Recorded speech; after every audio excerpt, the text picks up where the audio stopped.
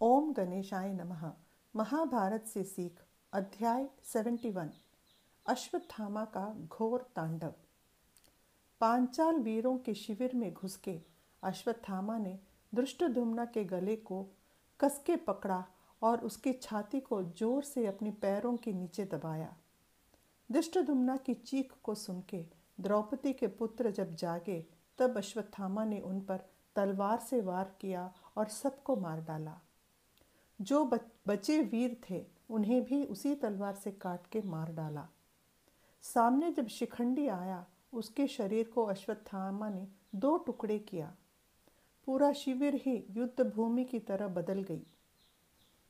अश्वत्थामा एक राक्षस की तरह आवेश में आके रुद्र तांडव करने लगा। उसके मन में जान लेने वाला घातक क्रोध था। उस रात हजारों को उस अकेले ने मार डाला। उससे बच के बाहर निकलने वाले वीरों को कृपाचार्य और कृतवर्मा ने मार डाला। द्रुपद के सभी वारिसों को मारा गया। पांडवों की सेना भी पूरी तरह विनाश कर दी गई। सभी को मार डालने के बाद उस खुशी में तीनों दुर्योधन से मिलने गए। उन्होंने कहा कि पांडव और पांचाल के वीरों और पूरी सेना को हमने मिटा दिया है। यही सही बदला हमने लिया है। दुर्योधन जो मृत्यु के द्वार पर था इस खबर को सुन के बहुत प्रसन्नित हुआ। उसने तीनों को दिल से शुक्रिया अदा किया और उसके प्राण उसके बाद निकल गए। उस वक्त व्यास जी द्वारा संजय को मिली गई ज्ञान की दृष्टि भी गायब हो गई। शिविर में जब सभी मर गए धृष्टद्युम्न के रथ का सारथी बच निकला।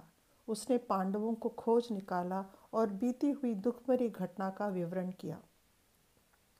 धर्मराज दुखी होते हुए कहता है, हम युद्ध में जरूर जीते, लेकिन मुझे लग रहा है कि हम असल में हार चुके हैं। हमारे हाथों पराजित हुए कौरवों ने हमारे ही लोगों को मार के हमें हमेशा के लिए पीड़ित और दुखी कर दिया। किस प्रकार द्रौपदी यह सहन कर पाएगी कि उसके सभी पुत्र मारे गए। इस प्रकार कहते हुए धर्मराज मूर्छित हुआ। नकुल सारी बातें बता के द्रौपदी को वहां ले आता है।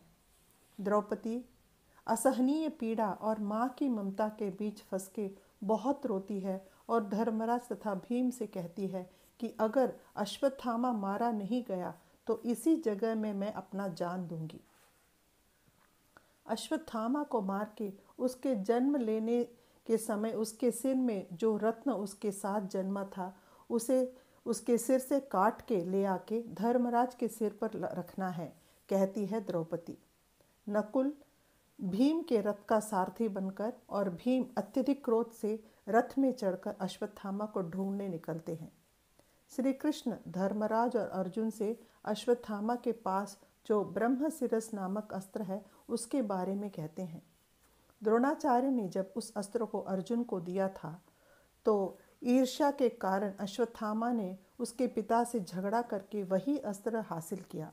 उसके बाद द्वारका आया और मुझसे मिलके उस अस्त्र को रख के मेरे चक्र आयुध को मांगा। मैंने कहा, तुम्हें जो अस्त्र चाहिए हो सके तो तुम उसे ले लो। अश्वत्थामा उन अस्त्रों को हिला भी नहीं सका और निराश होकर चला गया। मुझसे चक्र आयुध को मांगने का कारण यह था कि अश्वत्थामा उस चक्र आयुध से मुझे मार के ऐसा पद हासिल करना चाहता था कि उसे हराने वाला कोई न हो। वह ब्रह्मशिरस अस्त्र उसके हाथ में होने के कारण हमें भीम को बचाना है। सभी भीम के पीछे निकलते हैं। गुप्तचरों द्वारा भीम को खबर मिली कि अश्वत्थामा भागीरथी नदी के किनारे है। वहां पहुंच के भीम अश्वत्थामा को युद्ध करने के लिए ललकारता है।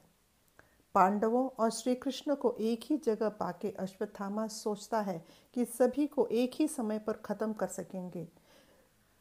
इसके लिए वो क्या करता है, ब्रह्मशिरस अस्त्र का प्रयोग करने का सोचता है और यही सोचता है कि यही सही समय है कि मैं इस अस्त्र का प्रयोग करूंगा और प्रार्थना करता है कि सभी इस अस्त्र के कारण मर जाएं और उसका प्रयोग उनके ऊपर करता है अश्वत्थामा। काल देव युग को संपूर्ण करने के भांति वह ब्रह्मशिरस अस्त्र आग को थूकते हुए आगे बढ़ी। श्री कृष्ण की आज्ञा के अनुसार अर्जुन ने भी ब्रह्मशिरस अस्त्र का प्रयोग किया। तब गर्जन के साथ भूमि हिलने लगी।